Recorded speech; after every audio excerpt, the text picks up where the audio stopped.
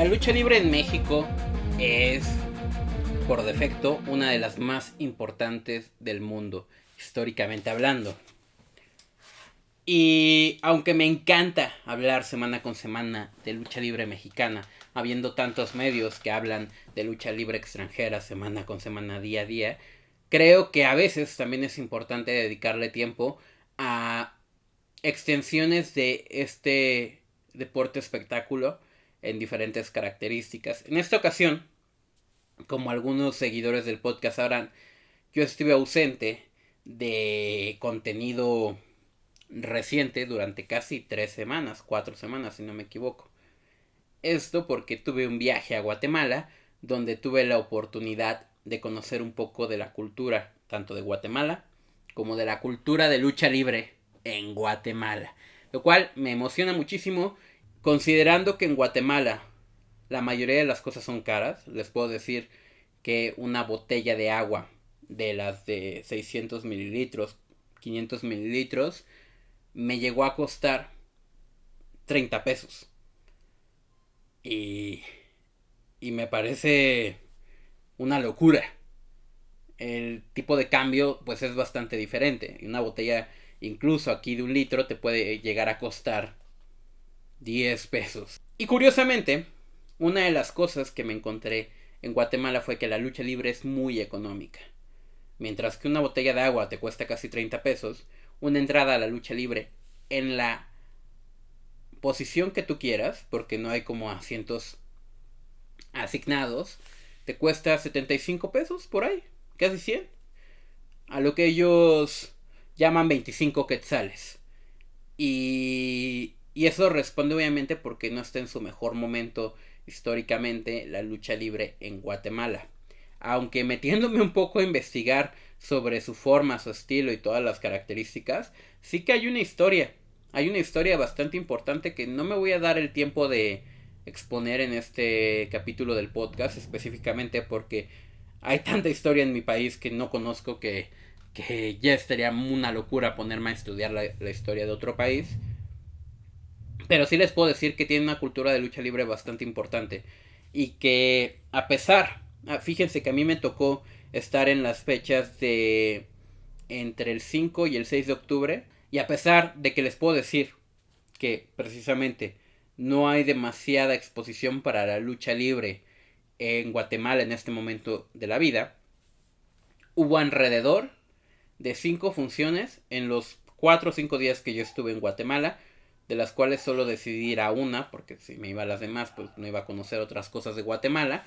Y decidí específicamente irme a la arena, que me pareció tenía más historia, por lo poco que leí, por lo poco que encontré.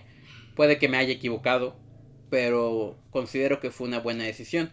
Yo me fui a conocer la arena Guatemala-México, que se encuentra bastante alejada de la zona Reforma Centro, a unos 15-20 minutos, un poquito más, y sobre todo se encuentra en una zona de barrio, de condiciones muy similares a las que puedes encontrar una arena Naucalpan, por ejemplo, o una arena Coliseo de la Ciudad de México. Lo cual responde perfectamente a cómo son históricamente las representaciones de una arena para la cultura popular. En la arena Guatemala-México pues hay ciertas características muy específicas, como un gimnasio, que es donde se desarrolla todo, un gimnasio bastante pequeño si lo comparas con otros espacios donde tenemos lucha libre aquí en México. Casi que te diría que un poco más pequeño que el Bandidos Gym. Sin embargo, totalmente adaptado para la lucha libre. Tiene una rampa de entrada que conecta directamente con el ring, a pesar de que por debajo no tiene pues que lo soporte. Bajas las escaleras y por debajo no hay que soporte el espacio entre escaleras y ring, lo cual por demás es interesante porque esto permite que el público siga pasando o las personas que trabajan ahí sigan pasando cuando la barra no está bajada. Además, todo es en gradas y tú te puedes sentar en donde quieras dependiendo del momento en que hayas llegado. Por cierto que tienen varias porras establecidas que se diferencian mucho de las que algunos conocemos aquí en Ciudad de México o en México en general, lo cual es también bastante interesante. El lugar está tapizado por diferentes carteles del pasado, momentos históricos, sobre todo reconociendo a la figura preponderante que yo encontré de Guatemala en la actualidad, lo cual quizás me equivoco, pero yo le llamo el Atlantis guatemalteco, o en todo caso, Voltron podría ser perfectamente la figura preponderante hoy por hoy en Guatemala. Hay muchos otros luchadores que encontré también en esta posición, que también son bastante aplaudidos por lo poco que leí en internet sobre ellos, como Ciclón Chapín, que también sigue luchando. Pero en esta arena en específico era Voltron quien era la figura preponderante, a pesar de no ser el más aplaudido por el público, porque él se enfrentó en una lucha contra la dinastía zombie, y por el lado de los zombies, pues Zombie Boy fue pero amado. Zombie Boy es un luchador con un estilo, llamémosle un poquito aéreo. No se ve mucho el luchador aéreo en Guatemala. Por la función que yo vi no se vio mucho. Yo sé que seguramente habrá más oportunidades de encontrar luchadores aéreos, pero digamos que el que más cercano vi en ese estilo es Zombie Boy, y ni siquiera es aéreo. Su estilo es más como de poderse deslizar por lugares que otros luchadores regularmente no lo harían. Es muy cercano al aéreo, pero también muy cercano al... Yo le quiero llamar Strong Style. Puede que me equivoque. Creo que ese Zombie Boy, si le echa ganas, puede llegar a lugares muy grandes en la lucha libre internacional. Y como les decía, estas fechas además tuvieron varias funciones, porque precisamente fue el Día del Niño en Guatemala. Extraño, quizás para algunos, pero fue el Día del Niño en Guatemala y por eso también hubo muchísimas funciones. Había unas donde te regalaban pizza, unas donde el cartel se llenaba de personajes del Chavo del 8 antes de los mismos luchadores.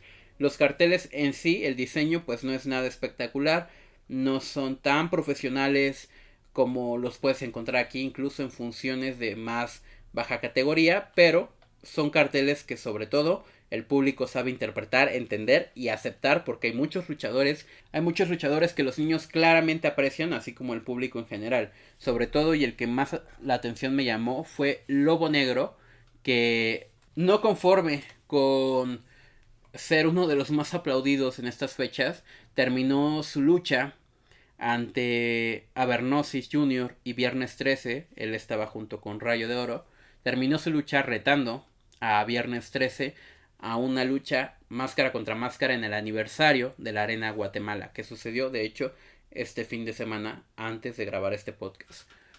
Sí, también ellos tienen aniversario, y según yo por ahí fue como un aniversario medio 73, a lo mejor estoy perdido en fechas, 60 y tantos. Es una arena con bastante tradición, es lo que les digo. Y de hecho, sus siglas son muy similares a las del Consejo. Creo que ellos son la Federación Mundial de Lucha Libre y tienen un reconocimiento oficial, que todo eso lo pueden encontrar en mi Instagram, @creer.spirit. Tienen un reconocimiento oficial por parte del Consejo Mundial como los promotores más importantes de la lucha libre en Guatemala, históricamente hablando, lo cual, bueno, podrá estar sesgado, pero es interesante. En general fue una función bastante divertida. Por ahí los que más me llamaron la atención y me gustaron mucho fueron los Tornado, que son unos luchadores padre e hijo. También hay mucha dinastía allá. Padre e hijo que usan un equipo amarillo con negro que emula un tornado, pero que también añade algunos de los accesorios o características de la ropa chapín, de la ropa guatemalteca de algunas culturas de por allá. Me gustó muchísimo la participación de ellos. Les digo que el Lobo Negro, había muchos niños con máscara de Lobo Negro, y lo que les puedo decir es que hubo más de 100 personas en una arena que quizás su límite sean 500. Hubo más de 100 personas.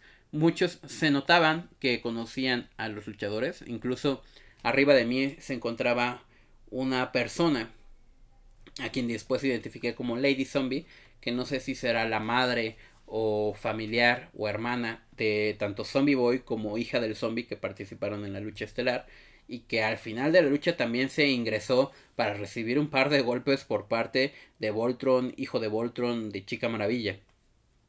Hubo de todo. De hecho, la función acabó con una campal con todos los luchadores de la función pegándose, tal cual.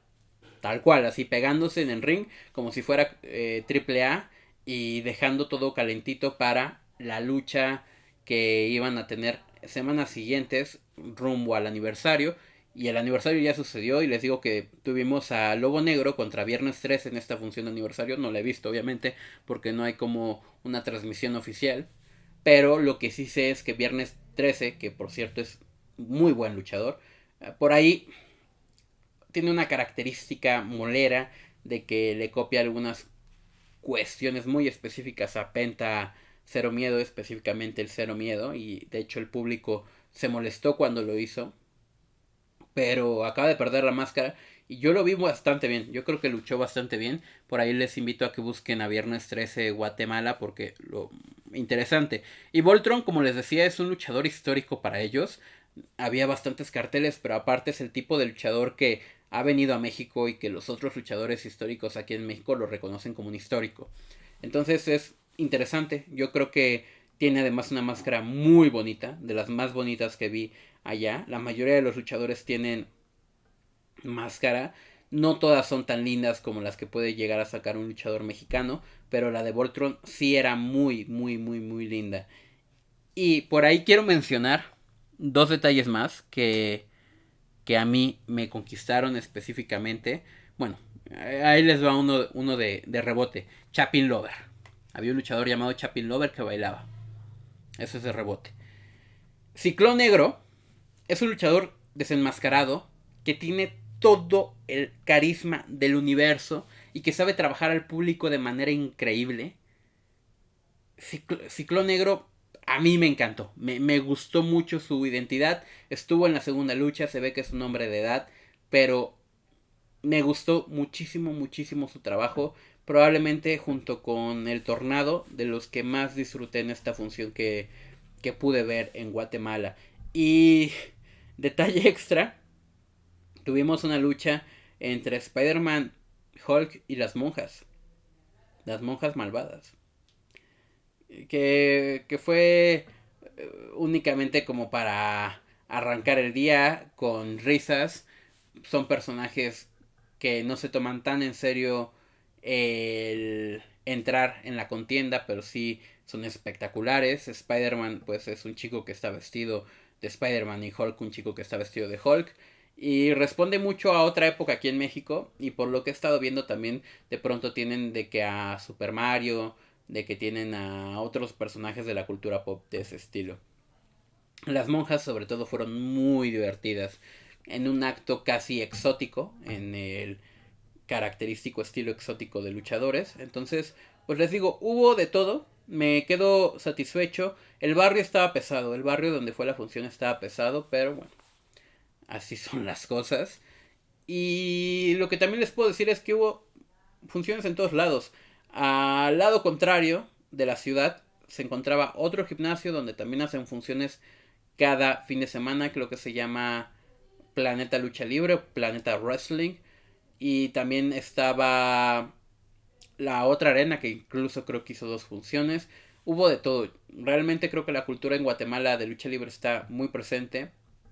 También son personas que aprecian mucho la cultura de lucha libre mexicana. Pude ver que en estas mismas fechas y durante los últimos meses hay ocasiones en las que luchadores mexicanos llegan a estar presentes en funciones de allá y los reciben con mucho amor y mucho apapacho.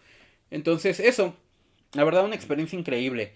Los niños, una de mis partes favoritas fue que en la rampa de entrada, muy similar como ya les decía yo a las que hay en la Arena México, a las que hay en Puebla, más a la de Puebla por ejemplo, más sencilla incluso que la de Puebla, los niños tienen la disposición de subirse a esa zona de rampa y todos los niños de la arena se subían entrada con entrada del luchador a darles las manos, a saludarlos, a recibir algún regalo de ellos, porque como era día del niño pues salían con pelotas, dulces, juguetes. Muy lindo. Y me encanta esa conexión de los niños con los luchadores. Digo, lo puedes ver aquí en arenas pequeñas. Es normal que suceda eso, que un niño pueda acercarse mucho al luchador.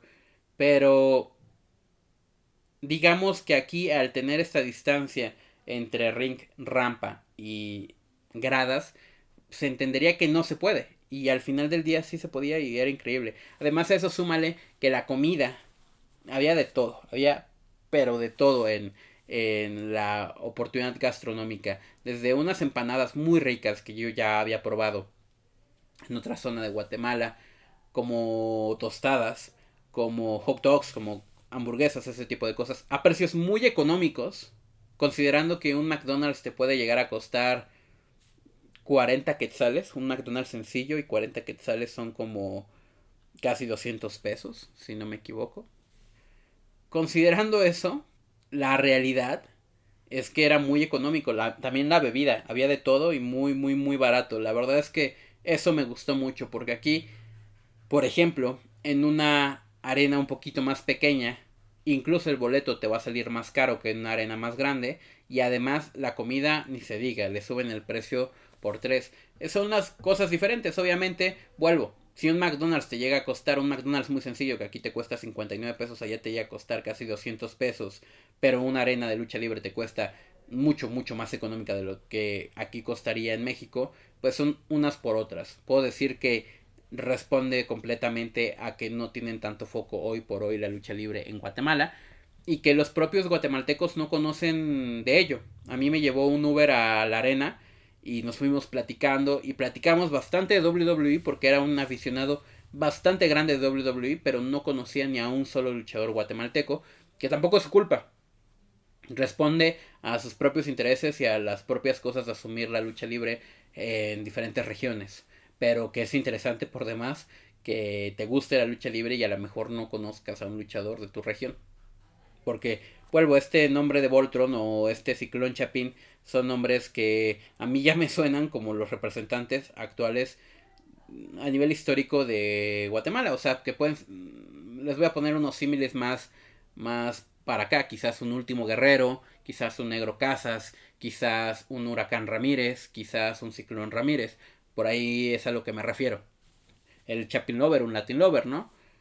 Entonces, es interesante que haya esta diferencia entre gente que vive allá y gente que realmente es muy aficionada a la lucha libre en Guatemala. Sin más, me encantó platicar de esto con ustedes. Esta parte del podcast la voy a subir por aparte, además después como un video en homenaje a esta cuestión que pude vivir en Guatemala y que me encantaría poderlo hacer en diferentes partes del mundo si tengo la oportunidad, por supuesto, y del propio México, que es algo que también intento hacer cuando logro salir. A veces hay oportunidades, a veces no,